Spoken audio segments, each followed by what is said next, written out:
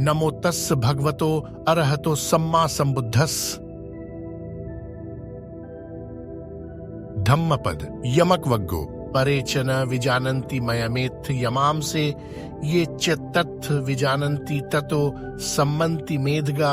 मूर्ख लोग नहीं समझते कि उन्हें एक न एक दिन संसार से जाना ही होगा। जो इस बात को समझते हैं उनके कलह शांत हो जाते हैं। कौशाम्बी के घोषिताराम में 500 के 2 समूह विनयधर और धर्म कठिक भिक्षु रहते थे। एक दिन उनमें विनय संबंधित साधारण सी बात पर झगड़ा हो गया। तथागत के बहुत समझाने पर भी न माने। बाद में वे अपने दोषों को समझे और परस्पर क्षमा याचना कर श्रावस्ती में जाकर भगवान से माफी मांगने लगे। तुम लोगों ने बहुत बड़ा दोष किया, जो तुम लोग मेरे यहां से ही प्रव्रजित हुए और मेरी ही बात को नहीं माने, मेरे समझाने पर भी नहीं सुने। ऐसा कहकर उस समय तथागत ने उक्त गाथा को कहा।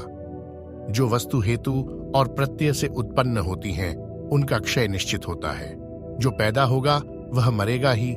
रात हो तो दिन होगा ही, गर्मी है तो सर्दी आएगी ही, सूर्य उदय होगा तो अस्त भी होगा, संयोग है तो वियोग होगा ही। जितनी भी मजबूत हम दीवार बनाएं, एक दिन गिरेगी जरूर। जितना भी संग्रह किया हो वह खत्म होगा ही। यदि व्यक्ति इस वास्तविकता को जान लेगा तो उसका मन किसी वस्तु, पद एवं स्थान के प्रति अभिनिवेश नहीं रखेगा।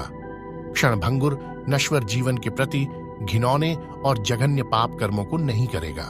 मेरी दृष्टि में मृत्यु का एहसास व्यक्ति को सम्यक मार्ग की ओर प्रेरित करने वाली ऊर्जा है। जो मृत्यु को समझता है वह धर्म के द्वार में प्रवेश करता है। यह कटु सत्य है जो आज इस समय लोग विद्यमान हैं, वे 100 साल के बाद निश्चित रूप से नहीं रहेंगे। नहीं रहने का तात्पर्य यह नहीं है कि जैसे आग बुझ जाए या पानी सूख जाए उस तरह समूल नष्ट हो जाएंगे, अपितु चित्त की संतति तो निरंतर बनी ही रहती है। यद्यपि व्यक्ति अकेला पैदा होता है, लेकिन वह अपने कर्मों से परिवार, समाज एवं राष्ट्र विशेष में उत्पन्न होता है।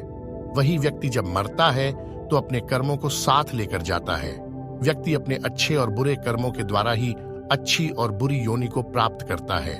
यदि व्यक्ति यह समझ ले कि कुछ वर्षों के बाद मुझे यह जमीन, जायदाद, मकान आदि ही क्या अपने शरीर को भी यहाँ त्याग कर जाना है, तो निश्चित रूप से वह आने वाली योनि एवं गंतव्य के बारे में सोचेगा। जैसे किसी व्यक्ति को एक सप्ताह पश्चात कहीं दूसरे देश में जाकर रहना हो, तो क्या वह अपने वर्तमान निवास स्थान को सुसज्जित करते रहेगा? नहीं, वह जाने की तैयारी करेगा।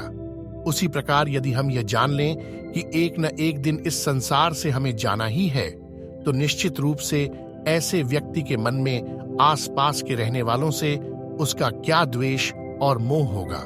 किसी समय मध्य भारत में महान सम्राट रहता था।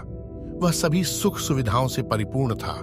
इसके उपरांत भी वह अपने को अशांत, अकेला और खालीपन अनुभव करते रहता था।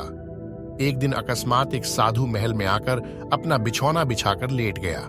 इसे देख राजा गुस्से में आग बबूला हो गया और साधु पर चिल्लाने लगा कि तुमने मेरे महल में इस प्रकार की उद्दंडता का साहस कैसे किया? साधु ने बड़े शांत मन से कहा, मैंने सोचा ये कोई धर्मशाला है। राजा और कुपित होकर बोला कि कैसे तुम्हारी हिम्मत हुई मेरे महल को धर्मशाला कहने की? अजनबी साधु ने पुनः राजा से शांत मन से कि कृपा कर महाराज आप बताएं कि आपसे पहले यहाँ कौन लोग रहते थे? राजा ने कहा, मेरे पिता महाशय। तो साधु ने कहा, वे अभी कहाँ रहते हैं? राजा ने कहा, वे मर गए। उनसे पहले भी कोई रहता होगा? राजा ने कहा, दादा दादी माँ रहते थे। साधु ने पुनः पूछा, वे लोग कहाँ गए? राजा ने उत्तर दिया कि वे भी मर गए। साधु ने राजा से कहा, उनसे पहले भी जरूर और कोई रहा होगा, तो इस प्रकार यह निश्चित ही धर्मशाला या यात्री पड़ाव ही है। राजा, एक दिन आपको भी इसे छोड़कर जाना ही होगा। कहते हुए साधु अंतर्धान हो गया। प्रतिदिन संसार में कितने हजार लोग पैदा होते हैं, कितने हजार मरते हैं। मरने वालों में शिशु भी हैं, बच्चे भी हैं, युवा भी हैं, प्रौढ़ भी हैं और वृद्ध भी। ऐसी निश्चित कोई आयु सीमा नहीं है कि व्यक्ति विशेष अवस्था में आकर ही मरता हो। मृत्यु अनिश्चित है।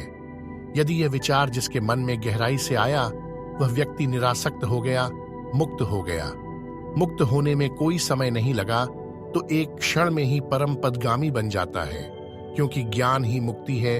इसीलिए बुद्ध ने 4 आर्य सत्यों में प्रथम दुख, आर्य सत्य का स्वभाव, अनित्य आदि कहा है, जो दर्शन मार्ग का प्रथम स्वरूप है, आलंबन है।